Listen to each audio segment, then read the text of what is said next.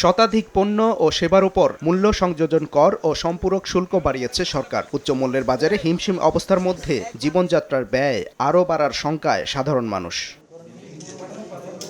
শনিবার সকালে সংবাদ সম্মেলন করে নতুন আরোপিত ভ্যাট শুল্ক বৃদ্ধির অধ্যাদেশ দ্রুত প্রত্যাহারের দাবি জানিয়েছে জাতীয় নাগরিক কমিটি। খেটে খাওয়া মানুষের কথা বিবেচনা করে টিসিবি এবং ওএমএস ট্রাকে খাদ্যপণ্য বিক্রির কার্যক্রম চালুর দাবিও জানায় সংগঠনের নেতারা। সরকারকে আহ্বান জানাই যাতে এমন কোনো পদক্ষেপ সরকার গ্রহণ না করে যার কারণে মুদ্রাস্ফীতি এবং মূল্যস্ফীতি উভয়ই বৃদ্ধি পায় এবং জনগণের জীবনে নাভিশ্বাস তৈরি হয়। যেসব টাকা এই $234 বিলিয়ন প্রায় 78টা পদ্মা বিদেশে পাচার করা হয়েছে, এই টাকাগুলো দেশে ফিরিয়ে নিয়ে আসা হবে এবং তার ভিতর দিয়ে জনগণের যে জীবনযাত্রার মান সেগুলো উন্নত হবে।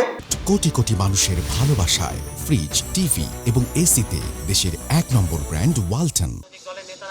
এদিকে জুলাই ঘোষণাপত্রে শ্রমজীবী মানুষের মান ও মর্যাদাপূর্ণ জীবন নিশ্চিতে সকালে মোহাম্মদপুরে রিকশা চালকদের সঙ্গে মতবিনিময় সভা করেন জাতীয় নাগরিক কমিটির আহ্বায়ক নাসির উদ্দিন পাটোয়ারি। সরকার বিপ্লবের ঘোষণাপত্র নিয়ে গড়িমসি করছে উল্লেখ করে তিনি বলেন, আগামী 15 জানুয়ারির মধ্যেই ঘোষণাপত্র দিতে হবে। কোনো রাজনৈতিক দল ছলচাতুরি করে ক্ষমতায় যাওয়ার চেষ্টা করলে তা সফল হতে দেওয়া হবে না বলেও হুঁশিয়ার করেন তিনি। সরকার গড়িমসি করছে, সময় নিচ্ছে, ছাত্র জনতাকে ধৈর্য ধারণ করতে বলছে। আমরা সরকারকে স্পষ্ট করে বলতে চাই, আমরা যথেষ্ট ধৈর্য ধারণ করেছি, কিন্তু ভবিষ্যতে আমাদের ধৈর্যের বাঁধ আপনারা ভাঙবেন না। শেখ হাসিনা পালিয়ে গিয়েছিল, রাষ্ট্রযন্ত্রকে ওই পর্যায়ে যদি নিয়ে যাওয়া হয় তাহলে বর্তমান যে জনতা এবং ছাত্র জনতা রয়েছে তারাও তাদের আগে রক্তের পথে হাঁটতে বাধ্য হবে।